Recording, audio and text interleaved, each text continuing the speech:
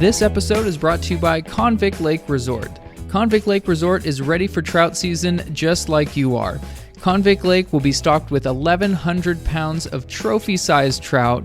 The marina is open for boat rentals, cabins are still available, and the general store is stocked with all your fishing needs. Convict Lake is conveniently located off Highway 395 across from the Mammoth Yosemite Airport. Call Convict Lake Resort today at 760-934-3800. We need this. Everybody needs it to get out and enjoy it outdoors. And you're asking where are you going to go opening day. For most people, I think that it's not about where they go, it's about the tradition. I ducked down, and the guy behind me had his fishing rod out, and he was like Zorro trying to fend off this prairie chicken or whatever it was, and he's yelling, "Is that a chicken?"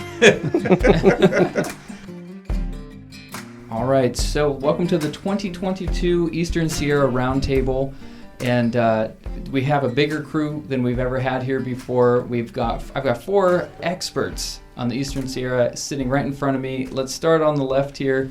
Marlon Meade, the West Coast Berkeley Pro Team member. We've got Ernie Cowan. We've got Ernie Cowan, sorry, I didn't introduce. Everybody knows Ernie Cowan. He is our Eastern Sierra reporter for Western Outdoor News. He's been covering the opener for ages, and we're going to hear all about his experiences at the Eastern Sierra opener.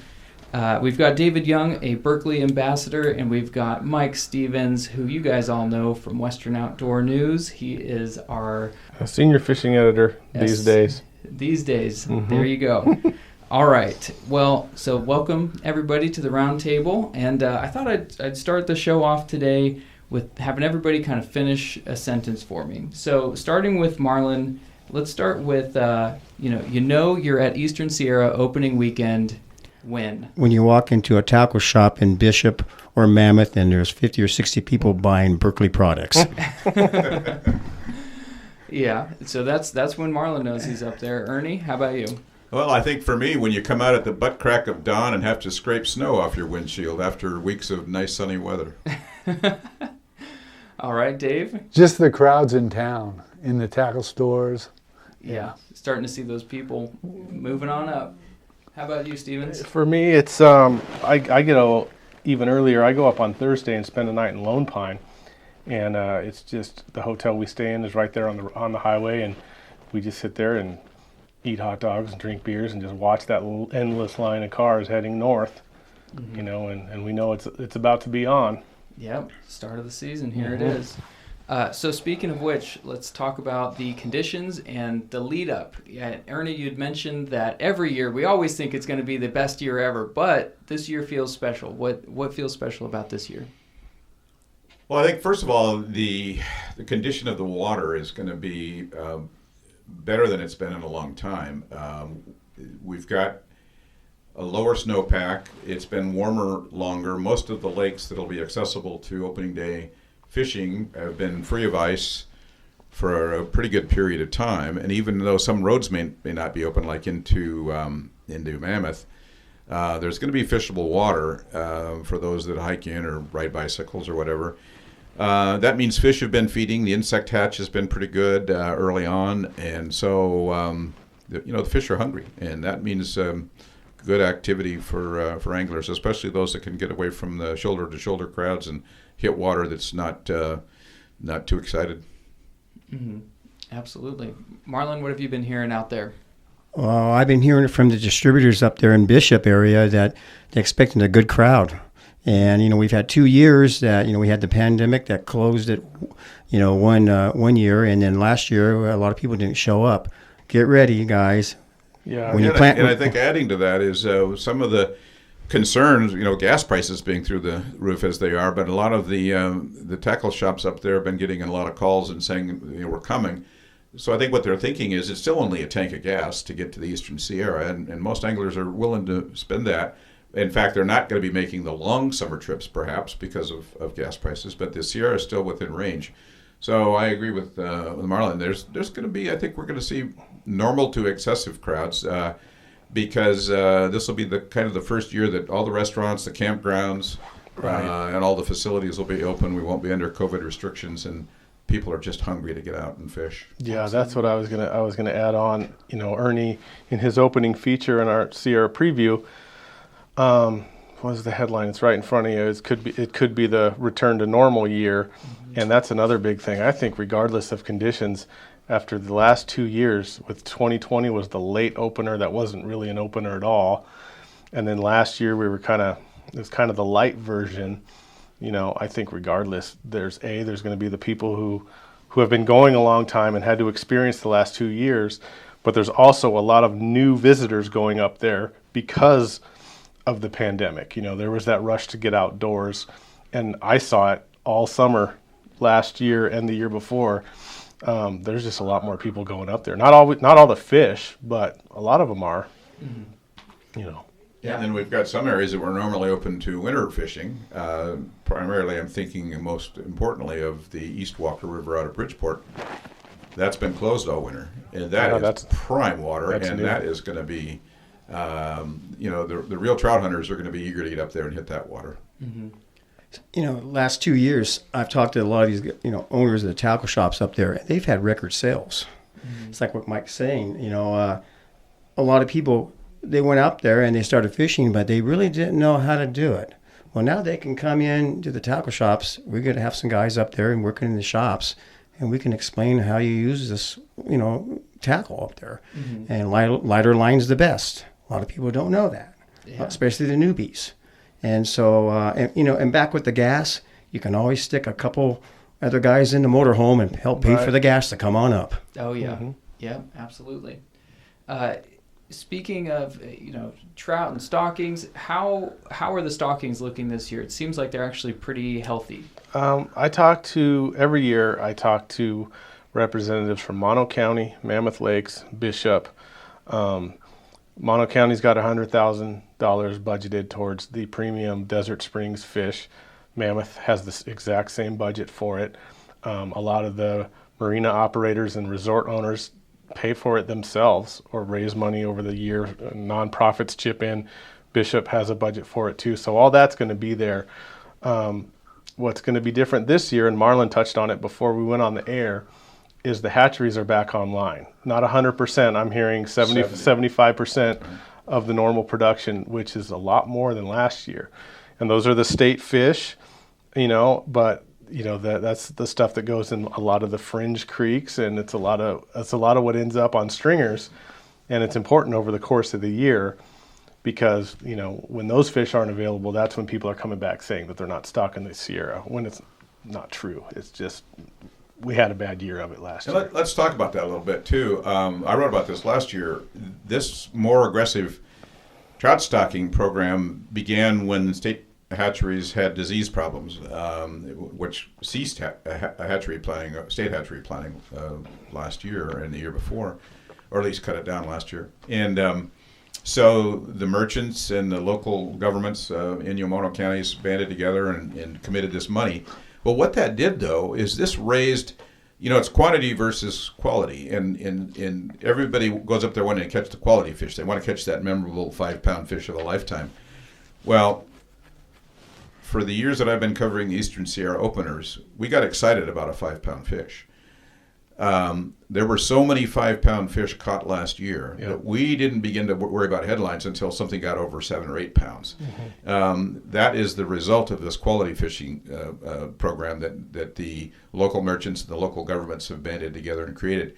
The fish that are stocked by the state means quantity. That's great. Those are the frying pan fish that all the anglers like to catch and eat. But it's that big trophy Desert Hot Springs rainbow that's going to be the memorable fish of opening weekend that people come home with.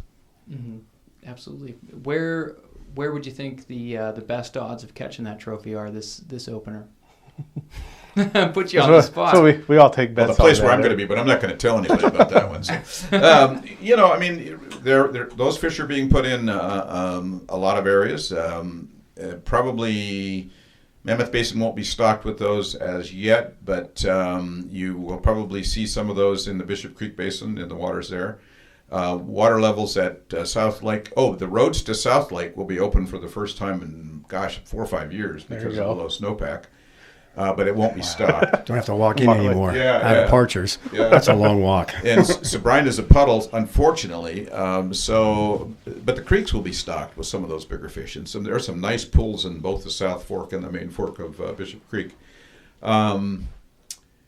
I would think the Twin Lakes up in Bridgeport is going to have some nice fish, both holdover and new stocking, both BFEF. That's the Bridgeport Fish Enhancement Foundation, and the what is Twin Lakes called? The Twin Lakes Fish Foundation are all stocking some larger desert hot springs fish. And then throughout the season, you're going to see more of those planted because the landing operators up there realize that this is bringing people in there to There's catch value fish. there. Yeah. Mm-hmm.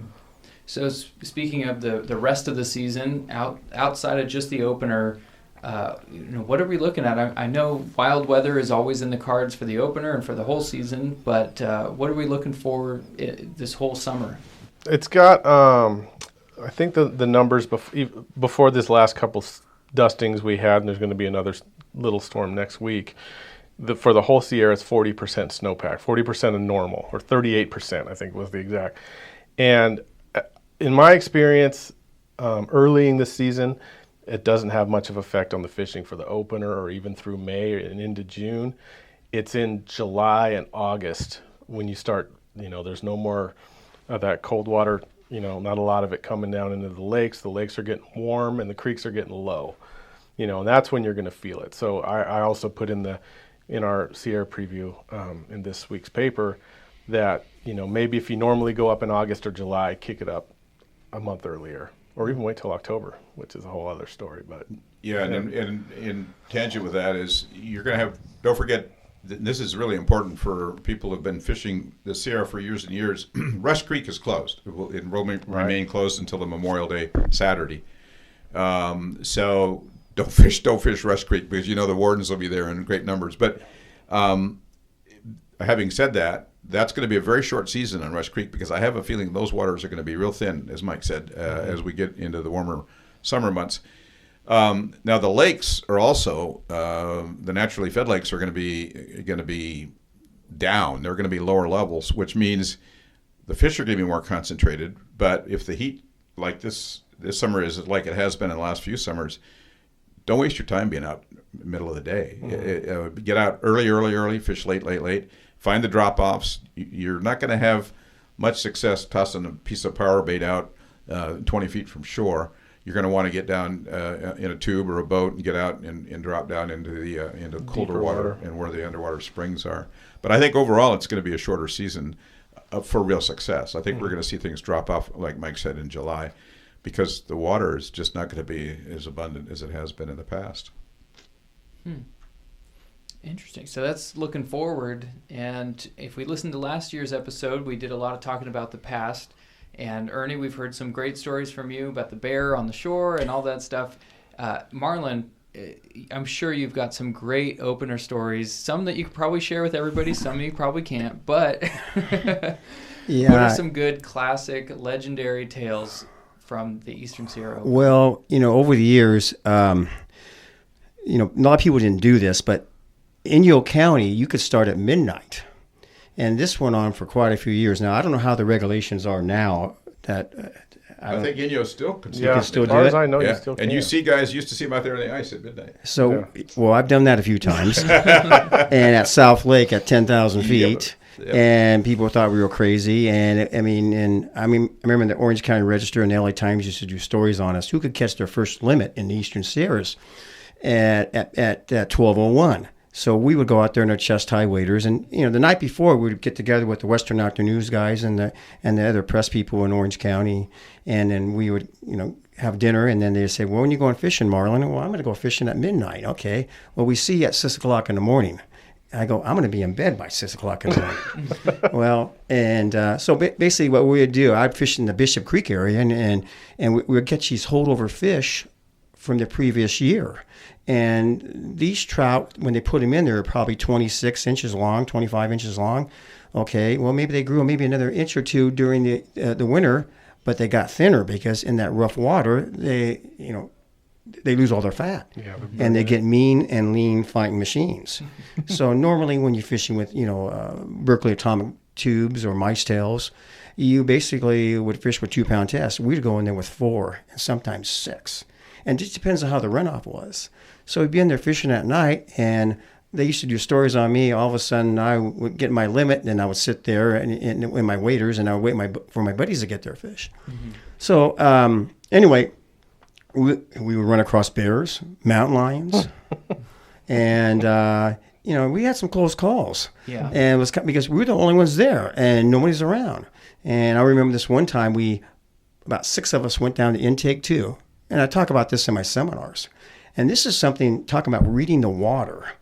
We're sitting out there fishing at 1 o'clock in the morning, and we're catching trout one right after another. And we're using glow jigs. And some of the guys are using our Chromo Glow power bait. All of a sudden, the bite just stopped. And it's dead calm. And what happened, Marlon? I go, look down in the water. See that little ripple? And they go, yeah. I go, everybody shoot their flashlights out at a count of 3 and see what's going on out in front of you. You can see 2 eyes. Mm. Oh, really? Mm-hmm. And I go, yeah. Shoot it out there, and guess what? It's a beaver out there. Mm-hmm. And what he does, he dives down, and he moves all your fish away. Mm-hmm. So I go, everybody just shine your flashlight for 5 minutes on that beaver, and then he's going to go away. And 15 or 20 minutes down the road, guess what's going to happen? The fish are going to come back, and you could be catching fish. So that's about reading the water at midnight. Oh, yeah. But we used to get our limits maybe in 15 or 20 minutes, and it was just between all of us. But ice fishing up there, I don't recommend that at all. We kind of were young and doing that when we were young guys. But that's what I was going to ask. Like, how many opportunities do you actually have over the years to ice fish? Not many, but it's fun. Really, Virginia Lakes. It's always been your place to go. Dependable, yeah. And convict, we used to take snowmobiles, not convict, but in the Lake Mary, we used to take snowmobiles in Lake Mary. And one of the old riders, Bill Card, used to do that. Mm-hmm. But once every maybe 6-7 years probably. Mm-hmm. And it seemed like years ago we used to do it more often than now. And then you would only have a 2-week period after the opener. Mm-hmm. That was it. Yeah. And the key was access too. Is you've got a lot of lakes are frozen, but you can't get to them. And so what you'd want is that rare combination when the road to Sabrina and it was open and it was frozen, and the road to South Lake was open and it was frozen, and the road to Virginia Lakes was open and it was frozen. And when you had those conditions, it was a lot of fun. Always check with the resorts before you walk on that ice. Oh yeah. Or Highway Patrol or somebody, because really. I don't recommend it, and this year I just don't feel safe about it. Yeah, I couldn't agree more. It's and I'm glad you mentioned that. It's a huge safety issue. Every year there are people who get dunked up there, thinking they can walk on the ice, but usually it's when water's ankle deep or knee deep, and all they get's wet and cold. But you get out on that in the middle of the lake, and that ice, you're gonna be in a world of hurt. This is probably about 8 years ago. Dave and me had Carrie Wilson, a biologist from Fish and Game and Wildlife, out there, and she wanted to go ice fishing at 10 o'clock in the morning, and I wanted to go at 6 because that's when the ice pack is hard and firm. So we walk out at 10 o'clock on Sabrina, and she sunk down 3 inches, and she thought she was going to drown. And so we brought her back in. But I don't recommend ice fishing this year. I mean, I wouldn't. Yeah. And wind is the other factor. As long as we're talking safety, let's talk wind. We had, I think it was last year, might have been 2 years ago, a boat of 5 guys overturned at June Lake in the windstorm. Well, first of all, you shouldn't have had 5 guys in a boat, but that's neither here nor there. But don't go out in the wind when it's like that. When in a low gunnel boat, it's just not the way to go. Mm-hmm. Yeah, I've seen it at Crowley too. I have pictures of. It was only 3 guys, but it was 3 big guys in a really small boat, and the water was. It looked like it was 7 inches below the edge of the gunnel, and I mean, I kept my camera on them, and I waited until like a wind wave came by and it dipped. I remember that picture. And I sent it to you. This is a picture. All you can see are their heads. You can't even see the boat because they're behind just a little wind wave. Yeah. And it doesn't take much. And you reported last year how bad it was. Remember that? Mm-hmm. That convict was really bad last year. And this has been a windy spring. I suspect it'll probably continue for a while, and the pattern's sort of in place. And so I'd plan on that. Get alternate spots if it's windy, so you're not out there exposing yourself to danger. Yeah, absolutely. Safety first, and it can kick up, without any notice. Let's talk about some of the transition, some of the new faces up there. We have some new faces operating Mac Sporting Goods, which is a staple. Stevens, you want to talk about this? Yeah, I met Nick Lara last year when I was doing a story on, he runs a bass tournament in the Owens Valley. And it's all run by an app, so it's all catch and release. There's a measuring device, and you take a picture of your fish, and that's how I met him. And then about a year later, I noticed that Max Sporting Goods Instagram all of a sudden became really active. And I'm like, this isn't the guy that's been in Max this whole time. There's some new blood in here. And I started messaging, oh yeah, there's some new ownership going on. And then it took me days to realize that it was Nick Lara, who was working in there now. And so, he's a high energy guy. He's big on the bass scene down there, which, these guys know all about it, but it's a very underutilized fishery down there in the off season. Mm-hmm. But Max Sporting Goods is one of the iconic shops, one of the few iconic shops that are still left in Bishop, and it's pretty cool to know that the neon sign's going to remain on, for years to come, and I'll for sure stop by on the way up this year. Yeah. So some other new faces. So Rick and Patty from Lake Sabrina are retiring. They have passed the torch. Ernie, you want to touch on Lake? Yeah, that's a big one. Rick and the APTED name has been on Lake Sabrina for 45 years. So that just means just about anybody alive that's been fishing in the Eastern Sierra has run into the APTED. So, the mother of the family was there, and then Rick has been there for all of that 45 years, and then Patty came along later. And they were just, a real rock stable operation there. Nothing fancy. They did a good job, but they finally decided after 45 years they needed to retire, and God bless them, and they have a ranch over in Nevada that they're building, and so they've done that. Well, finding, a transition like that is not easy. What do? We sell the operation. Who do we sell it to? And so they started looking around, and the obvious answer to that was to sell it to somebody in the Bishop Creek area who knows the operation. But the obvious person to do that wasn't interested, and that was Jared Smith up at Parchers. But anyway, after a period of time, after thinking about it, Jared said, it really kind of makes sense because the waters, despite the fact they're in the same drainage, they're significantly different. South Lake is a little bit higher. Either it has too much snow and you don't open until Memorial Day, or not enough snow and so there's not enough water to launch boats. Sabrina is a little bit more stable and a little bit more accessible. So Jared began to realize, well, maybe if I had both operations, it would make sense. It was sort of an economy of scale that would allow them to, move boats around and personnel around and keep people employed and so forth. So they did. That sale took 9 months because of the having to deal with the U.S. Forest Service, the Alcoholic Beverage Control, the county, you name it. Everything that anybody that has their finger in the regulatory process had to approve the sale. Well, it finally has been approved, but they are not in a position to open operations. Number one, because water is so low at Sabrina, but they hope to be open for Memorial Day, and they're going to bring a new energy to the operation there. They want to put in a little kind of a garden outdoor restaurant area and expand their food menu and so forth. So I think it's going to be a great operation. Another thing I want to say too about the operators, our job here at Western Outdoor News is to get the word out to people, to tell people what's going on. And we often get a lot of criticism that we're either making it up or we're not telling the whole story. Well, you realize we can only tell the story that people share with us.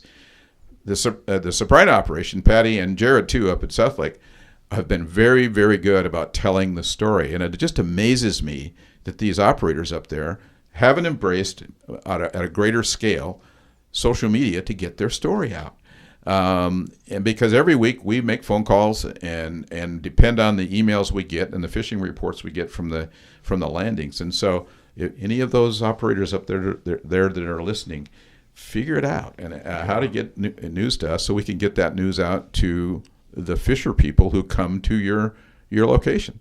It's a business decision that you should be embracing. And we're here at Western Outdoor News to help that. We'll tell that story if you get it to us. We can't make it up, despite what a lot of people think. All right. Well, hey, that's a good time for a quick break. We'll jump right back. We're going to keep the ball rolling here.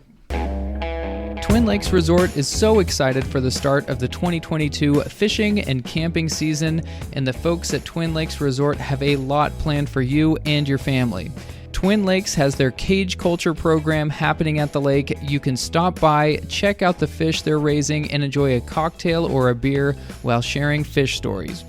Returning to Twin Lakes Resort is the annual fundraiser and tournament Fish Fest, which takes place at the end of July. But if you can't make it to that, Twin Lakes also offers happy hours with live music all summer long with food and drink specials. Bring the family and friends out, enjoy a day on the lake, the hiking trails, boat and kayak rentals, RV sites, a full deli and bar, and enjoy dinner by the campfire at the beautiful Twin Lakes of Bridgeport, California. For more information, check out their website, twinlakeresort.com. All right, we're back to the Eastern Sierra Roundtable, and during the break, we started to talk about some of the Eastern Sierra legends, so to speak.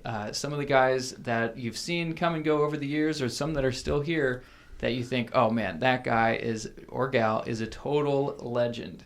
And it came to my attention, there's somebody called the Sierra Phantom. And well, there was. that sounds like the coolest nickname you could ever be given, but go ahead, Stevens. Yeah, I know a lot of guys learned about the Phantom a lot earlier than I did, but I like a lot of people, I saw him sitting in front of Schatz Bakery selling his flies. And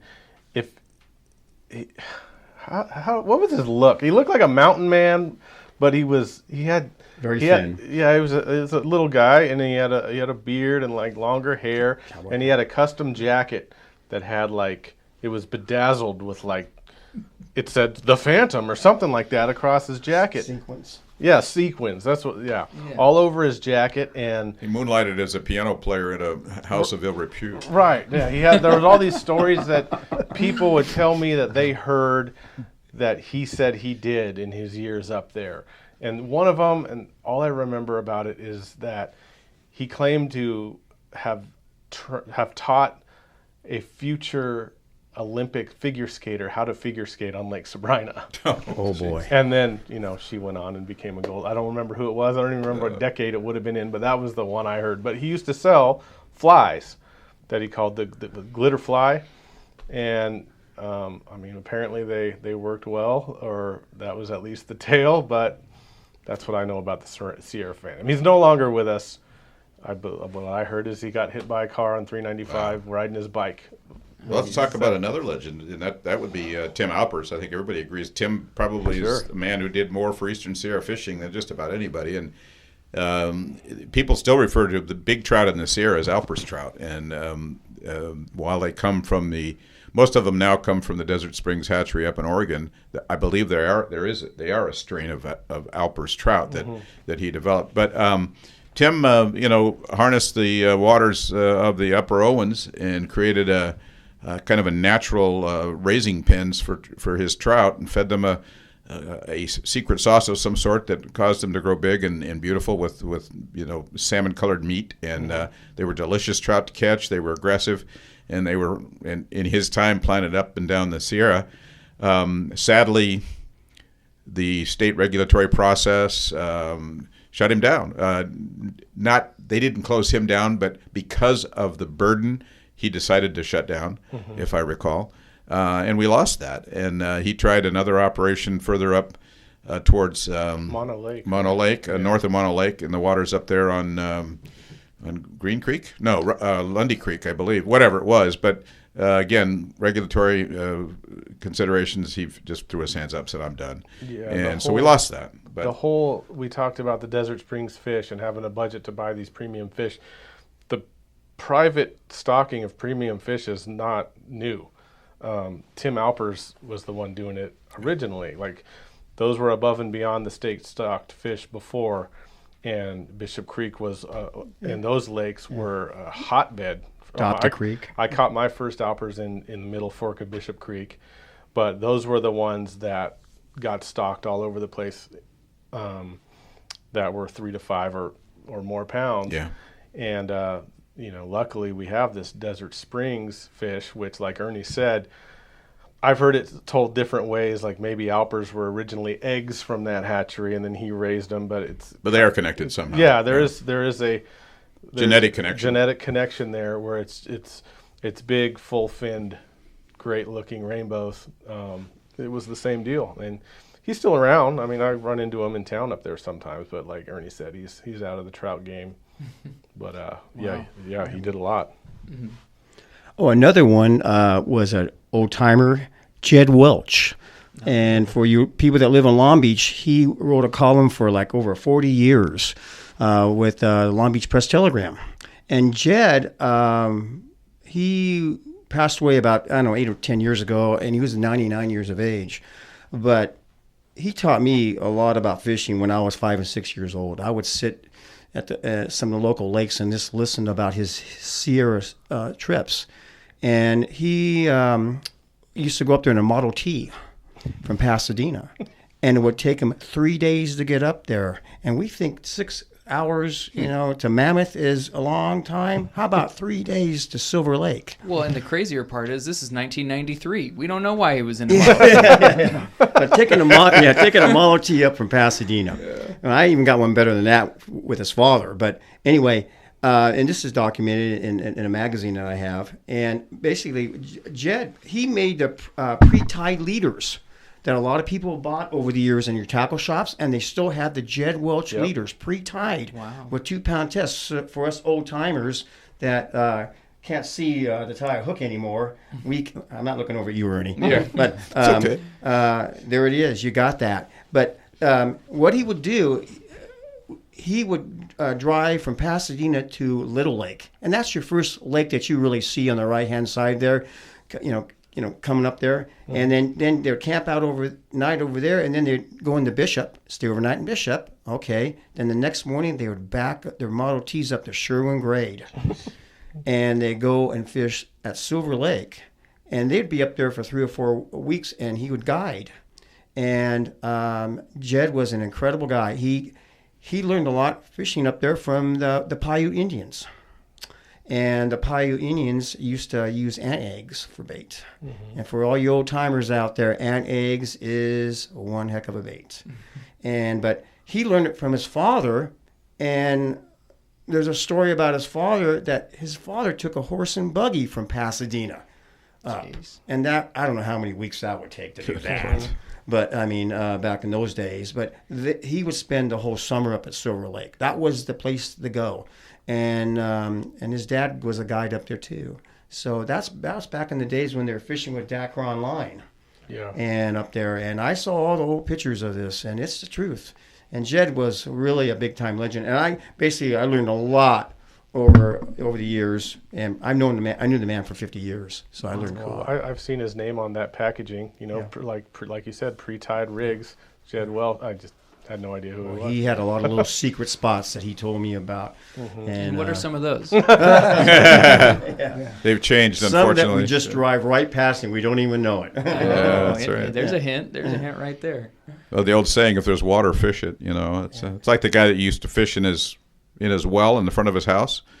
Every day the postman would walk by, and finally asked him one day, he says, "I see you fishing out here in your well every day. You ever catch anything?" I says, "No." He says, "Why do you fish here?" He says, "Because it's so convenient." Wow, and that was Mike Stevens back in 2003. Well, another legend, and I hate to admit that having a senior moment, but he used to write for Western Outdoor News. He was the sheriff of Mono County. Strelnick. Martin Strelnick, yeah, that's right. Marty was, he never guided, but he could tell you how to fish every water in the Eastern Sierra. And the man was, he was always fun because not only did he have great fishing stories, but he just had great stories, having been the sheriff of Mono County. Some of the adventures he would share with you after a day on the water were just wonderful and legendary. So that's another name that I'd add to that list of legends. Yeah, he's still up there out of Lee Vining. In fact, Pat McDonald told me this, that when there was that tragedy at Convict Lake, when the kids fell through the ice, and Martin Strelnick was a sheriff back then. Yeah. It's another book I have. Is a book on that situation on That Convict happened in Lake. January or something Yeah, like that. yeah. It was like a nearby camp, and they were out on the ice, and the Yeah. ice broke, and then, some of them were lost, and then some Ranger was lost. rescuer Yeah. was lost. But when you read the book, and Martin Strelnick's all over it because he was the sheriff at the time. Wow. I remember at one, and Marlon's gonna love this, but at one he used to go to our media things even when he wasn't covering it, and I would talk to him, and he said that 80% of the anglers in the Sierra are fishing with power bait. Yes. And ever since he said that, I've kind of paid attention, and I'm like, when you look at, especially at the opener, and I always look in people's tackle boxes and stuff like that, and you'll see half a dozen of those lids, sticking out. Is that about what you think is the? Yes, I mean, the numbers are incredible. I remember it was probably back in 86, 87, they were field testing it at June Lake up there and down here at Irvine Lake. Mm-hmm. That was their two places to field test. Mm-hmm. You think they'd field test, up in Michigan or Minnesota. No, they came out here and they field test at June Lake. And I got samples of it at the time, and what it was in a green bag. So one day I threw it on my mini jig. I go, well, let's see what happens. I mean, I'm catching fish on the mini jigs, but let's just throw this out there. And they went right to it. Mm-hmm. So, but yeah, I think he's probably right on that. I mean, it's and then they said one time they did an aero view, and this is kind of funny, over June Lake, and the lake was green. And they said it was because of chartreuse power bait. No, I'm saying no. It's it's an algae bloom. But it sounds good though. All right. Has anybody heard anything on, speaking of change of ownerships up there, anybody heard anything on Gull Lake? I know it was for sale, and I haven't heard any new ownership on that one. No, I haven't. Gull Lake, really? Yeah. No, I never heard. I Remember Gary Sino, who ran it for years, he passed away. Huh. And they were, I thought, looking for a new owner. So Yeah. No. Well, if you're listening to this and you're screaming at your much car money we got? radio right let now, us know. yeah, let us know. Email editors@wonews.com with the intel. There's a plug right there. All right. So going on to the next big subject here. In our April 15th issue of Western Outdoor News, our very own Mike Stevens wrote about each species of trout. What does he know? He doesn't know much, but we keep having him on the show. I've read a lot. I've read a lot of you guys. Oh, Yeah. yeah. So he broke down each type of trout that you'd run into in the Eastern Sierra, and I thought that it would be an interesting thing with the panel that we have here to go through each one and talk about how to target this specific type of trout and where we can go from here. So. First of all, rainbow trout. Of course, you have the tagline, everywhere aggression. Mm-hmm. So let's talk about the rainbows of the Eastern Sierra. Yeah, most of the ones caught up there. I'll talk about the stocked ones, but as these guys know, that's what's going to be filling the most stringers. We talked about the anglers fishing with power bait. Most of those guys are targeting rainbow trout. Obviously, they'll catch other stuff incidentally, but I was talking with Marlon, or we were talking with Marlon before we went on the air, and he mentioned the biggest thing is light line. You never want to use more than 4-pound test. 2-pound test is ideal in a lot of situations.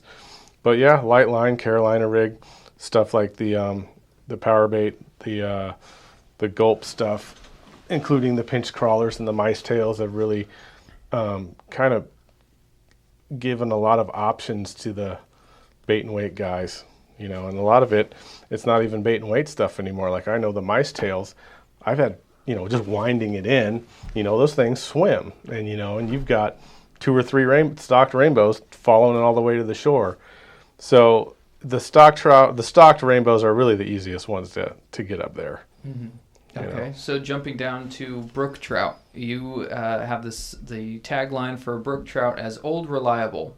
Ernie, how do you target a brook trout? Well, there's 2 kinds of fishing in the Sierra. There's guys that want to just go to catch fish, and then there are people who want to target different species. In fact, we haven't talked about this, but there's what they call the Sierra Slam. And purely the Sierra Slam is a brook, a rainbow, a golden, and a brown, all caught in a single day. You're not going to do that on opening weekend, but that is a goal throughout the year for people who really love to fish and are looking at accomplishing a feat, or if you will, rather than just catching fish. Rainbows are just fish you go to catch and eat. They're probably the best of the group to eat. Brookies are wild as a general rule. They're not stocked anywhere. You're going to find those in the more remote lakes. And the guys that really like to fish brookies generally hike into more of the backcountry lakes in the summertime. Now, that's not to say places like Twin Lake at Mammoth and places like Blue Lake right behind and Red Lake just above Virginia lakes. Those are great brook trout lakes. Personally, I like to fish with those for flies only because it's more pure, if you will.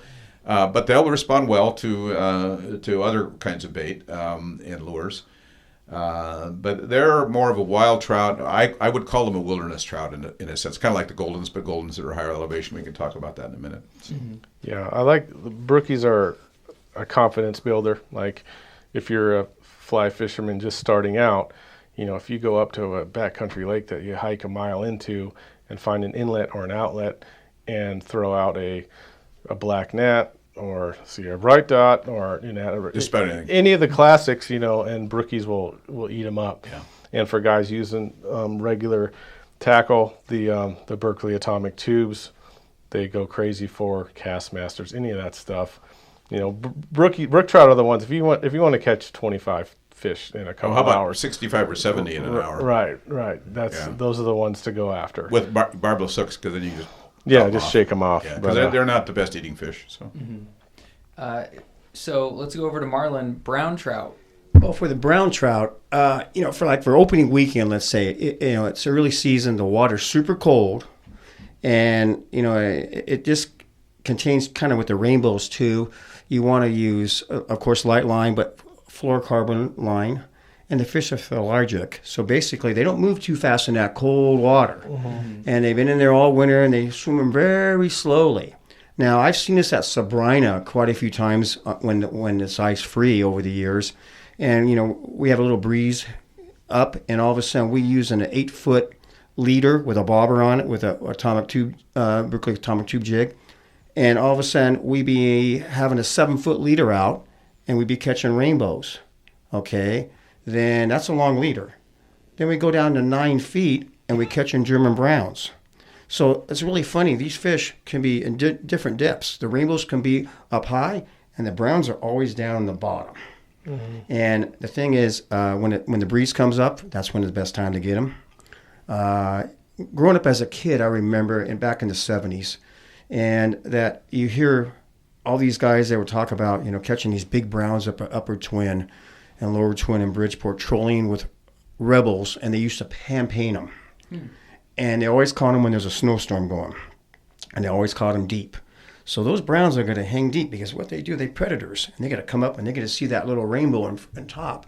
And let's say right now, basically, they're stocking a lot of pan-sized fish, catchables, probably 9-10 inches. Yeah. Okay, well, hey, those big browns love that. So fishing for the browns, go deeper.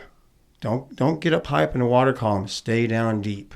Mm-hmm. And they got big for some reason in that lake or wherever you get a fish. Yeah, browns are also what I call cover fishes. They like to hide in cover, yes. Under a log or a cut bank or something Rocks like or that. something. Yeah.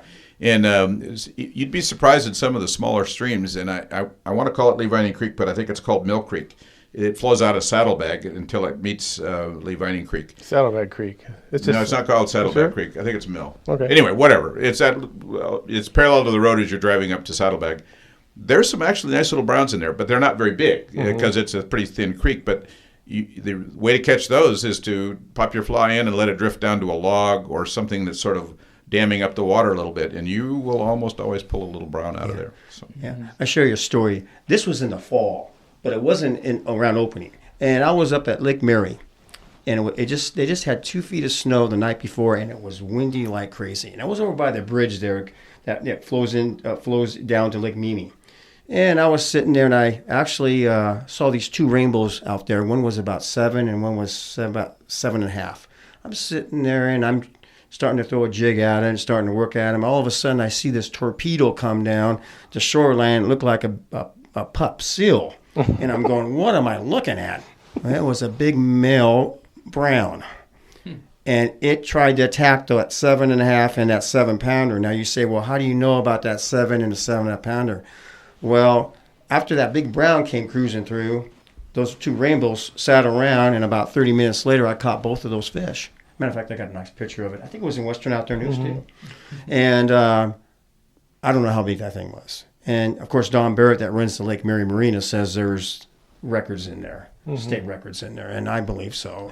But I mean, these browns, I mean, they are predators, and they're going to go after anything that's in front of them. Yeah. So, and what lake was this? that was at Lake Mary in Mammoth. Okay. And there's a lot of brook trout in there, and the browns feed off those brookies. They love them, especially in the fall.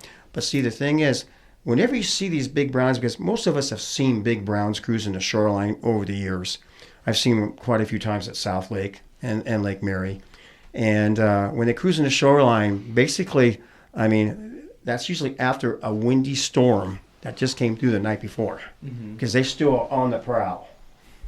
So, anyway. Yeah, good intel. So hey, that's brown trout. Let's go to golden trout. I'll take golden. I love fishing for golden. That's the most challenging. That's sort of the pinnacle of Sierra fish. Naturally, they're usually in lakes above 10,000 feet. There are secret places that I won't mention, like Pine Creek, where you get washdowns of goldens that'll come down at the headwaters or at the end of the road. When you drive up Pine Creek by the old mine there, you can park and fish that and pull some goldens out of there. But to really fish for goldens, you got to hike into the high country, and so there's that satisfaction, if you will, of that. They're a beautiful fish to catch. There are secret spots that I don't even know about where guys are coming out with pictures of 5, 6, 7-pound goldens. But most of the goldens that you're going to catch are going to be relatively small, but they're still beautiful and aggressive, and they're fun to catch. We talked about the Sierra Grand Slam. The best place to do that, in my opinion, in the Eastern Sierra is Saddlebag Lake and the 20 Lakes Basin. You can take the shuttle across Saddlebag in the summer. You can hit Odell, Hummingbird, and all those lakes in there and get goldens, browns, and brookies, and rainbows at where Greenstone Creek flows into Saddlebag in a day pretty easily if you know how to fish. Yeah, and if there's only a brown left to get the Grand Slam, you stop in that creek on the way out, and that's where you'll get a brown. That's exactly what I did. I got the shirt. About 4 years ago, I got one on a jig that was 3.5 pounds. Oh, no kidding. So I was really happy about that golden. I got a golden 3.5 pounds in this closed area that we can't talk about. Yeah. But I had to hike in 10,000 feet. Yeah, those guys that are getting those big goldens, I mean, those are day hikes. We're talking 5-6 hours to get back there and fish and then get out. It's not easy to get the big ones. Yeah, you notice in the photos of those, even though they won't say where it is, a lot of those there's no trees. Yeah, and it's all above timberline. Right, and that's even more. I mean, well above 10,000. In fact, one of my favorite golden lakes, which I won't disclose, is it's a 3-hour hike. It's about 11,000 feet. There is not a single thing growing. The water is gin clear, and when you cast that fly out, you'll see goldens line up one after the other. And the first one might take a hit at it and may not get it, and the second will get it. And you could just pull them in one after the other. It's really incredible. Mm-hmm. So we talked about browns being cover fish. How would you describe goldens? They kind of act like rainbows, I think, like in how they fight. They're their aggressive aggression. like rainbows. Yeah. I know. I have noticed with goldens that maybe more than any other trout in the Sierra, that they will eat a jig on the sink. You know, like you see a big boulder down there and you just know there's something around there, and you just watch. I like a jig that I can see, like a white or a white and orange, and you just see it going down there, and then you'll just see it, moving around, and you haven't even done anything yet. They will hit jigs on the sink. And remember where they're at 11,000 feet plus, their feeding season is extremely short. Yeah, that's why they're so eager to take just about anything you throw them. They're not particular, and they're not educated. They're not seeing 40 fishermen in the morning, throwing stuff at them. They'll go a month without seeing anything. They're much more cooperative. Interesting. Okay. So the last one on the list here is cutthroat. I'll handle Who that wants one. to take it? A lot of cuts. June Lake. June and Crowley are cutthroat factories, even on the opener. When I'm there covering Crowley for the opener, part of what I do is I go into the fish camp, the little store, and they have a log of all the big fish, and the sizes and what they ate, and it's overwhelmingly 2 to 5 pound cutthroat. And then there'll be a couple big browns in there. There's actually not very many rainbows caught on opening day, other than like the cove, where I saw you guys at, because there's so many people trolling. But yeah, really nice cutthroat at Crowley and June Lake are probably the top cutthroat spots. And there's a couple special hike-in lakes that have a different brand of cut that doesn't get that big. But they're available, and that adds a fifth fish to your, get a Grand Slam plus. Super Grand Yeah, Slam. But then don't forget the kamloops, right? Which you find up in Twins. Mm-hmm. Repeat that. Don't forget the what? Kamloops. A different strain of rainbow. Oh, yeah. Interesting. What makes them different?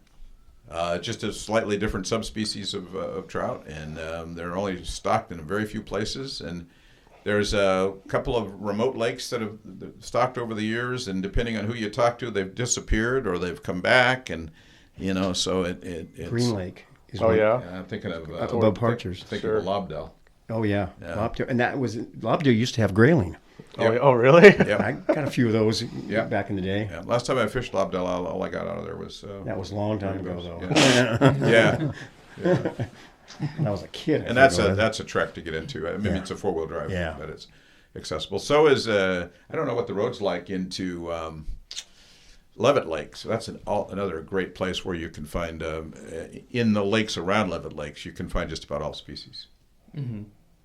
Okay. Well, how far have you guys gotten on doing a Sierra Slam, Marlon? I've gotten it. You've gotten it. Yep, I got it. How many times? I guess I should ask. Well, maybe twice for me, but I didn't seek it after that, really. I've done it in the Bishop Canyon quite a few times, yeah. Oh, in the younger days. Mm-hmm. Got the goldens in there, too? Yeah, or Treasure Lake. Oh, Treasure. That's right. Yeah, I've got goldens. It's tough when you have when you have the Orange County Register doing a story on you. And you got to go do it. You got to produce. You got to produce. Yeah. That hike to Treasure Lake is not an easy one. No, it isn't. I think I was doing that in my 20s. Yeah. And I was okay. We got to try it, Dave. We got to go up and try that again. Yeah. Dave, have you done a Sierra Once. Slam? Once? When was it? And describe it. It was, Saddleback? Saddleback. And then, because I always go with the guide over here, Marlon. He's the one that really knows the Sierras. So Saddleback, Saddleback, he knows all the back of it. lakes up there. Mm-hmm. But yeah, it was about how many years ago? I can't remember, 8 or 10. Yeah. Wow. Stevens, spotlight's on you. Yeah, I've done it once, and it's like Ernie said, it's the Saddlebag Lake, which, if for those not familiar with the area, is towards the top of Tioga Pass, which is kind of close to the back entrance of Yosemite. And you will take the water taxi across, but usually we'll fish the inlet for a little while because you can get your rainbow right there. Big rainbows. And big rainbows right there. And then depending on the trail there is a loop. So there's 2 entrances and exits. If you go up one, you're going to come out the other if you do the whole loop. If you go up to Greenstone Lake, you're going to get a brook right away, or the other way, Hummingbird Brook right away. Odell is where you can get a golden, and then it was a brown in the creek leading out of the lake on the way out. There's some steelhead in there. In which? In one of those lakes. Well, there's a lake called Steelhead Lake up there. But I imagine it's for a reason. Yeah. No, it Maybe. wasn't it was a Wasco Lake. Yeah, I'm not sure. I've never done the whole loop. Yeah, I've done it several times. It's 8 miles around. Yeah, it's a long. I had a great experience up there one time. It was raining, and we were all bundled up, and we were walking along, and there was a guy behind me, and not a pheasant. It's like a what was one of the wild birds up there. Anyway, Quail. Ptarmigan. No. Anyway, it launched. It was on a nest, and it launched try to lead us away, and then all of a sudden turned around and flew right back at us. And I ducked down, and the guy behind me had his fishing rod out, and he was like Zorro trying to fend off this prairie chicken or whatever it was, and he's yelling, "Is that a chicken?" I was back there one time when we had a 4-hour hailstorm, and we had light jackets on, and that was in the middle of summer. Yep. And so we weren't prepared. Oh yeah, you always got to be prepared at 2:00 in the afternoon in the summertime for a rainstorm. We weren't. Twice that's happened to me. Once in Gardiski, which is on the road up to Saddlebag, and the other time I had made the loop, and I came out waiting for the shuttle at Saddlebag, and his family was back there in shorts and T-shirts, and exactly what you said, a hailstorm. It went from maybe 70 degrees to like 40 degrees. Like that. Yeah. And it was pouring rain, and this family was going into hypothermia. And I had rescue blankets, those little foil things in my pack. So I got them warmed up and dried. So, boy, that's a great watchword. Do never, ever go out in the Sierra without anticipating the worst, because you're likely to run into it. And that could happen in August. It happens in August up that's there. when this was, I think. July or August, yeah. Thunderstorms in the afternoon. Yeah, at Gardiski, we were my soon-to-be wife was fishing up there with us, and the thunderstorm came in. The problem was the hailstorm was about the size of marbles, and it was hurting like crazy. And then lightning started dancing off the peaks right around us. And so I told her, she said, "Let's get under the trees." I said, "You don't get under the trees in a lightning storm. It was just sit out in the meadow in a low spot." Well, the low spot started filling up with water. Oh, no. There's no escape. Yeah, and so finally I said, "Let's just get out of here." So I grabbed her. We ran down that hill, because if you know, it's about straight down from Gardiski down to the parking lot down there. And so, Wow. Yeah, fun times. I had the same kind of experience. I was on the back of South Lake. This is about 10 years ago with a friend of mine in the middle of summer. And with only 2 boats, there's 2 boats out there. And we were in the back, and I was working on 2 big rainbows in the creek back there coming out of Treasure Lakes. And that's where the Goldens come out of. So I'm back there, and we're sitting there fishing. All of a sudden, the cloud comes right over, cloud cover. Well, you better be ready to go. And, to beach the boat. Well, I was working on those 2 fish, and all of a sudden, the first light flash went sideways across the lake and started a fire. Oh. So we had lightning going across. So there was no way we were going to get back to the marina. So we were back there for 3 hours, and we got into the trees, but we got into the 6-foot trees, not the 60-footers. Yeah. And we got in there, and we spent 3 hours back there. We were prepared for it, but here's what happened after that. And here's another tip, a fishing tip. As soon as that rainstorm stopped, the fish went off. What happens is all the fish moved up. Oh. And I noticed, I do this on my seminars, we've seen this happen before. When it gets cloudy, in the middle of summertime, you get those 2:00 in the afternoon, thunderstorms. Mm-hmm. What happens if you're in a creek coming right into the lake? Those fish start moving up, and there's a reason why they're moving up. They know the wash down and the clouds that are coming over. Oh. So they get to sit there and just be ready to go. Well, if you get a 2-hour storm coming through, and might not get too muddy, then you can get on those fish, and you got them sitting right there in front of you. Yeah, it's lunchtime. And another little secret, don't tell anybody, but those inlet creeks into the back end of South Lake, even when there's no storm, are gold mines. You pull a boat up there, sit out 20 yards, 30 yards offshore, cast into the tongue of that water coming in, and you're just going to have a heyday catching fish out there. Yeah. Oh, yeah. All right, well, hey. But I never said that. I think it's time for another break, and we'll be right back. Bishop RV Park and Campground, located inside the fairgrounds, just 2 blocks off Main Street in Bishop, California, the heart of the Eastern Sierra. Bishop RV Park and Campground is walking distance from downtown shopping and dining and offers 42 RV spaces with full hookups, over 135 spaces with partial hookups, group camping, and much more. If you're planning your trip to the Eastern Sierra, check out Bishop RV Park and Campground. For more information, tap the link in our show description on your device. Now, back to the show. All right, so we're back, and we've got a slew of exciting new products in front of us from Berkley and Powerbait. Marlon, let's talk about what's on the horizon here. Well, here's what we got. We got the opener. This is the big one for the year for Berkeley in California. And, we have a lot of tackle shops from Bishop all the way up to basically Bridgeport. And it's going to be fully stocked with tackle. As of right now, all the stores are fully stocked, 10 days before this big event. And Friday morning, we're going to have a lot of Berkeley guys at each location in Bishop, but we have two locations there. Basically, we have Mac's Sporting Goods Store and we have Reagan's. And then we could have two other guys that are going to be up at Rick's Tackle in Mammoth, and one individual up there at Ernie's in June Lake Loop. And those are all four of those stores are very well supplied with tackle. Mm-hmm. And hundreds of fishermen come in there the day before the opener, and that gets everybody excited. And especially where the guys are in Bishop, they can see all the motorhomes coming up 395 and loaded with fishermen in there, and they towing boats to Crawley or June Lake or whatever. And stop on by these tackle shops because we got some great products that are coming out. We've got some new stuff that's coming out in July, but we're going to be talking about it up there for the opener, and it's the mice tails in garlic. We got some cool colors coming out. I think it's 3 or 4 new colors, and some of those are going to be in garlic. So you don't have to really spray your garlic anymore. You can just use the garlic in that worm. And then we got some trout worms that are in garlic too. So that's some new things that are happening. But, basically the number one baits that are up there that we've seen over the years on sales for plastic baits are going to be your mice tails and your atomic tubes that came out last year, and they're doing quite well. We have those in 3 different sizes. We have those in the 1/64, the small ones.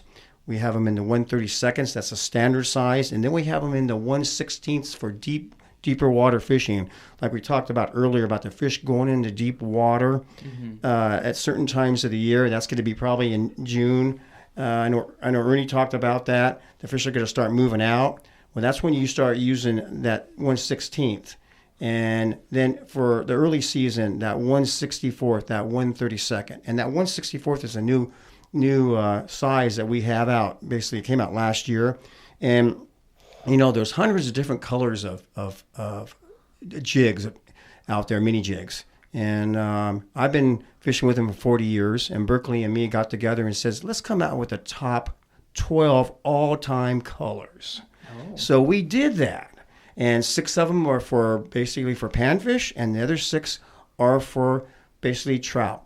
And this is not just for California. This is straight across the whole country.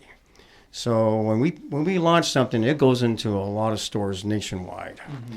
And so the atomic tubes, boy, are going to be in all the stores up there.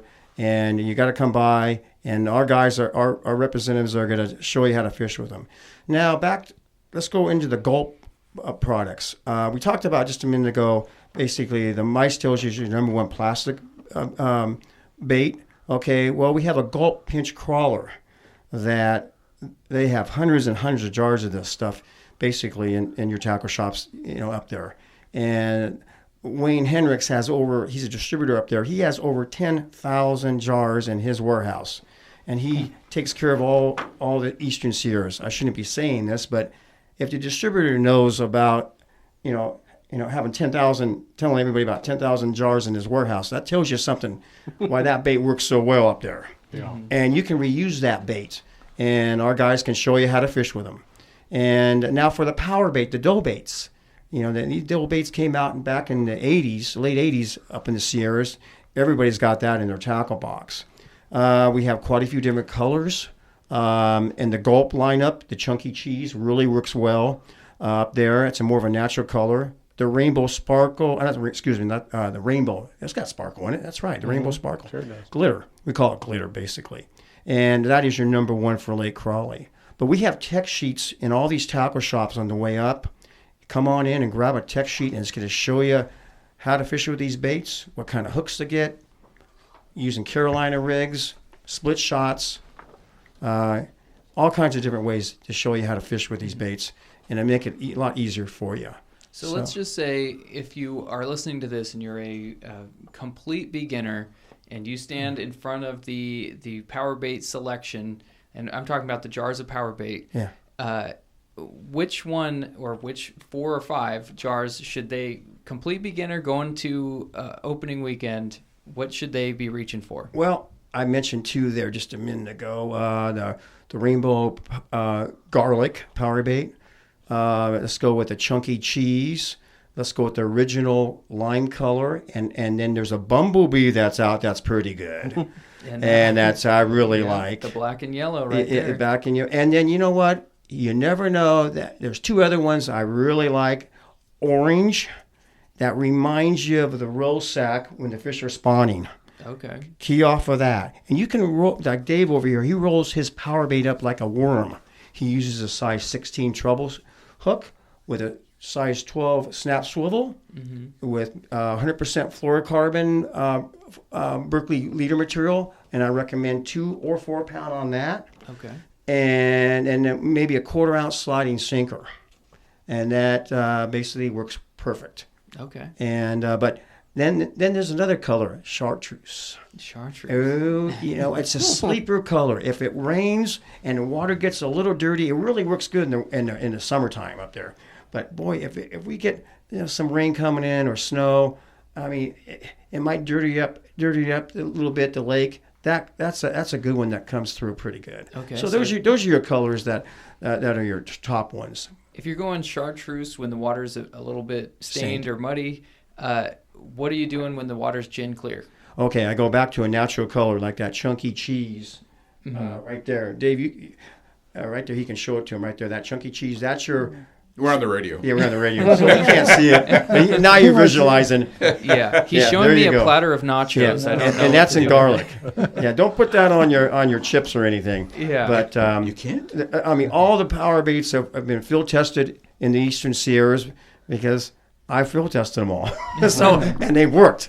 And they work great. Yes. So tell me a little bit more about like the research and development process between you and Berkeley, and what are some of the crazy ideas that have been thrown to the side? What are some of the great ideas that have worked excellent? Let's start with the crazy ideas. Well, some of the crazy ones. I mean, we can talk all day on this. This is the fun part.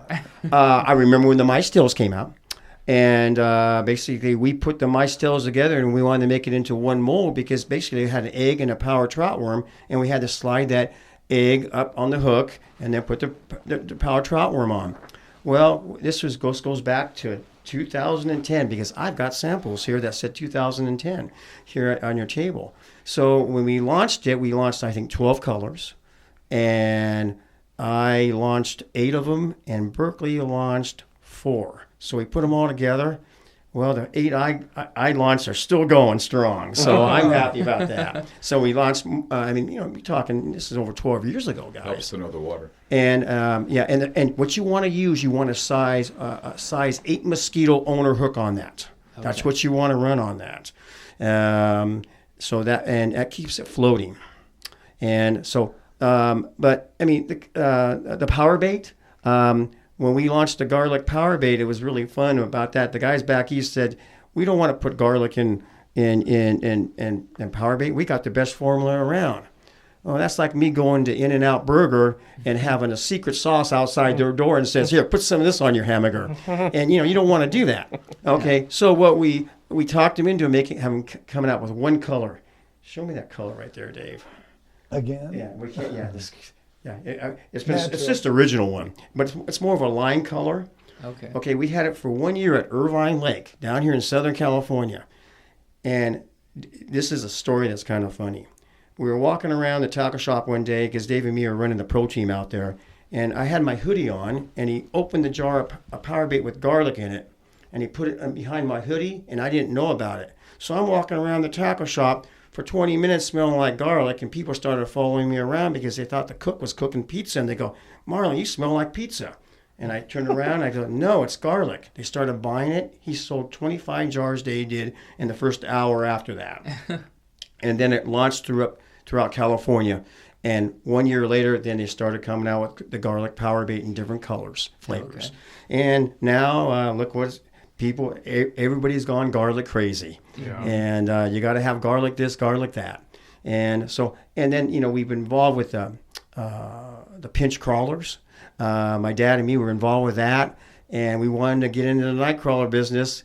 And we said, Berkeley, do it. And so when we said a pinch crawler, they sent me, the guys from back east are not going to like this, but they sent me a flat night crawler because I said pinched.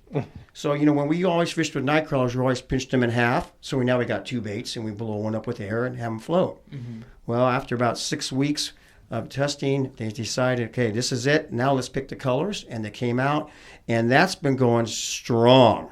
I mean, that's just the top one in the Sierras. And you can keep on catching fish on each bait. Some guys can catch 8 or 10 fish on one bait. And that's a Gulp product from Berkeley. So, and then we have the small flicker shads in 4 that we do not have here, right here. And those have gone real well over the years, too, for trolling for trout. Okay. So it goes on. And we have a new power swimmers that are coming out that are 2 inches. And so Berkeley's always doing, different things and bringing out new things every year. And usually when I'm involved with it, I know a year before it's coming out. Mm-hmm. And I have to keep it really quiet. It also sounds like you're key because you know the water so well, so you can tell them what works and what doesn't work. Yeah. And, that when you're testing baits, I mean, there's some that don't work, and you say, okay, I don't believe in that. It's not going to go. And the thing is, I always test in clear water and stain water. So I go both on that. Mm-hmm. But anyway, it's been a lot of fun. I've been with them. I was asked to get on their team 19 years ago, their pro team, and I've been with them, all those years, and I've enjoyed every minute of it. It's fun. Yeah, absolutely. All right, so those are some of the things coming up. But what are you going to be bringing up with you this opener, personally? Well, I don't know. It's really funny about people. I mean, always ask me, where are you going to go fishing at? I go, I have no idea until 2 minutes before we go. Because how the conditions change. Right. You never know. I mean, you can be on a jacket 1 minute, and all of a sudden you got your jacket off and you're in short pants the next minute. I mean, it's just, I remember last year when I was up, Mike got a kick out of me. This is not, I don't want to say this on the radio, but I basically forgot most of my fishing rods I was bringing up. Yeah. Oh. And Mike was there, and he goes, what are you doing? I go, I've broken one rod already, and I only have one more to fish with. And I go, normally you bring 6 or 8 of them up, you know how that rolls. But last year I was kind of laughing about that. I had to borrow a rod from one of my former bosses, Bob Hoos, up there. Mm-hmm. But anyway, it's going to be a great time for everybody up there. And we need this. Everybody needs it to get out and enjoy it outdoors. And you're asking where are you going to go opening day? For most people, I think that to fish the Sierra opening day, it's not about where they go; it's about the tradition, and they go to the same place every year. So it really doesn't matter whether it's raining or snowing or shirt sleeve weather. They're going to go to the same place because it's a tradition. And I think anybody that's covered the opener see this, and you see generational gatherings of grandfathers, great grandfathers, fathers, kids, great grandkids, and it's about that family bonding time that is so important. So it really doesn't matter where they go, but they always go to the same place every year. Mm-hmm. When I first went up there, my first opener, I was 5 years old. My dad got me out of kindergarten after the morning session, and my mom had everything ready to go, and he was, I'm taking you to your first High Sierra opener. Is that with the Model A or the T? No. And we stayed in a hotel, but anyway, we got up there, and I told you guys earlier about this, that I thought Lake Crawley was an ocean, and my dad goes, no. He says, wait till I show you Lake Tahoe, and and I saw the tradition at a young age. And the thing is, driving up there, it took us probably 5.5 hours, 6 hours going 395 to get to Bishop, and we didn't get in there till late. And I remember seeing all these tail lights in front of us. I mean, you might have 150, 200 cars in front of you, and you're going about 55 miles an hour because you got those old campers. Everybody had campers, and they were towing boats. Well, you get behind those campers, and it takes you forever and to get up there. And we pull one in, and the tradition was exciting because the Big Pine High School was selling night crawlers every year. Still do it. And then you walk in, and back then they had Herring's Tackle Shop. and I can't remember the other tackle shops at the time. Brock's. Okay, Culver's. Brock's was there. Okay, Culver's. we had Culver's, but I don't how far Culver's goes back. Slater's. Slater's. Okay, we had all those, and they're open all night long. And I tell you, the stories of those guys that worked in those tackle shops. Now, back then, here's something to talk about. We only had, the weather would only talk about 2 days out. And back when we were in high school, they had a Dr. George Fishback on Channel 7, that's weatherman. right, yeah. And this is kind of funny. He would give a 2-day forecast, and he would give it on Thursday night. So you would only know what the conditions were going to be on Saturday when you leave. Then you left Thursday, let's say, and then you'd be up there fishing on Saturday. Well, so if you said great weather for Saturday, well, that doesn't mean Sunday. And all of a sudden Sunday you can be catching it, And so you always had to dress for cold, warm, the whole, all that. But anyway, it's like Ernie says, it's a big tradition. And there's guys that have got 50 some years doing this. And I'm lucky enough to say I've hit the 50 opener plateau. And I've seen a lot of people, and everybody goes up there to have a good time. Yeah. And we need to get that tradition back because it's kind of been down for the last couple of years. And I think we're gonna be surprised and feel good about it all. Yeah. So we'll kind of go down the line here and see where we can find everybody during the opener. So Stevens, where can people find you? I know you're going to have copies of the Eastern Sierra preview from Western Outdoor News. You usually have some Western Outdoor News branded lures to hand out. Yeah. So where are you going to be mostly? Like I said, Thursday I'll be in Lone Pine, and I might fish the lower Owens down there and maybe Lone Pine Creek. Friday I'll be hanging out in Bishop until our media event. I'll probably drop off those Eastern Sierra previews in the shops, in Reagan's, in Max. On the opener, I will personally be covering Lake Crowley and Convict Lake, and anything else that might be going around Mammoth. So I'll also put them in Rick's. I'll put them in the store in Mammoth, Crowley Lake Fish Camp, Seasons 4 condos where I stay. Rachel Von Fleck is not here today, but she'll be covering the June Lake Loop, and Ernie will be covering it remotely. So as far as fishing, I actually have not fished the opener much. Before I got to Western Outdoor News, I had never been to an opener. I've been going up there for 30 years, but never an opener. So I actually get more of my fishing done before Saturday, which now with the new regulations, there's, you could fish intake 2 before, the day before. The canals around Bishop. So that's where I do most of my fishing on the opener. Plus, my brother will be up there. He'll be running around on Saturday. So if he runs into a hot bite, that evening, that's where I'll be. Yeah, got it. All right, Dave. Max's. I'll be at Max's, and if you guys want to come in, we could talk about the power bait or the new baits or different rigging styles. So, and then Saturday, Marlon and myself will be walking the lake, and he can give you more on that, on the product that we will give out for those that are using power bait and Berkeley product. Yeah, you'll see these guys on the water, in their Berkeley gear. They're the red jackets are back. Usually the red jackets. I've seen them helping out people on the shore and giving them baits and giving them tips and hooking them up. Okay.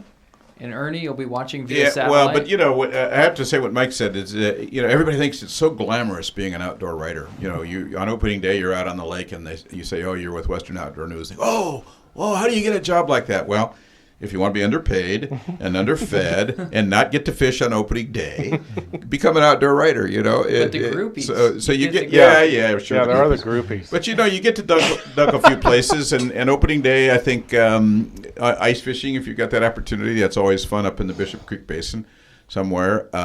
June Lake is always good on opening weekend because there's so much variety. Although now with Rush Creek closed, it's not quite as robust as it used to be. But for me, after that, then getting out, and I like to fish places you can't drive. Doesn't have to be far, short hike, little wild lakes like Tamarack Lake, or little places off the side of the road where you look on the map and there's the lake that probably 100,000 people drive by every day and 2 people fish.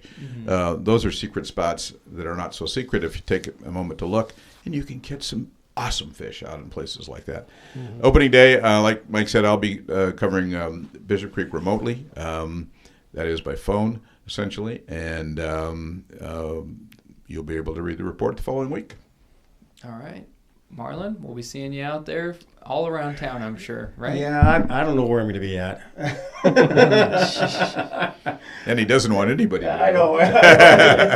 Yeah. How, not to get on one last tangent, but how did the Red Jackets start? Okay, that started quite a few years ago. We call that seed planting, and we did it one year. This was kind of hilarious. We used to do a Jake thing. They used to do a tag fishing at 4 or 5 lakes. It was a $10,000 deal back in those days, and so we started walking around, and we started. If someone catches a limit of fish on some Berkeley products, we give them something, and we take a picture of them, and we send them back east. And so it's talking to the fishermen out on the water. Well, this Jake, one time, a guy caught that $10,000 fish and won it at Convict Lake. Oh, wow. So we did that for quite a few years, and then we stopped doing that. But we used to give out a bag of goodies years ago to the fishermen. And boy, if some guy in a group, maybe a 15 or 20, would win one of those bags, he'd be talking about this like you won't believe. We saw a guy last year at Crawley, right after we talked to you, on Crawley, that was in a motorhome. He's been up there for 35 years. He was out of the cove over from Crawley, Horton. Is it Hilton? He was at Hilton, big motorhome, and he had 3 5-gallon buckets of power bait jars that he fished with, and so he goes, "Can you give me something?" I go, "Yeah, I give you 5 jars of power bait, and how about a hat?" He went nuts over that hat because he had something that nobody of his buddies, of his 20, 25 buddies that he had there. Oh, yeah. And his buddies turned around and they said, "Why did you do that?" Because we're going to hear about it for the next 4 days. But I mean, it's just, it's fun to see the same guys up there every year too. So it's a big tradition. Yeah, you recognize them at the same place too. Same spots. It's not just the same lake. You see Same the same spots. on the lake. Yeah. Wow. Well, we look forward to seeing everybody at their same spot. We'll be in ours, you be in yours.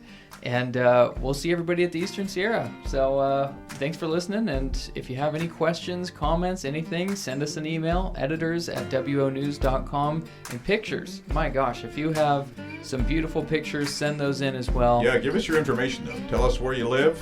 Tell us where you caught the fish, what the weight was, and the bait you were using. For the Yes. caption, caption information. Caption information. We can use it, and you'll be featured in Western Outdoor News. And check out those new regulations from last year, basically. Absolutely. Things have changed. Yeah. And Merry Fishmas.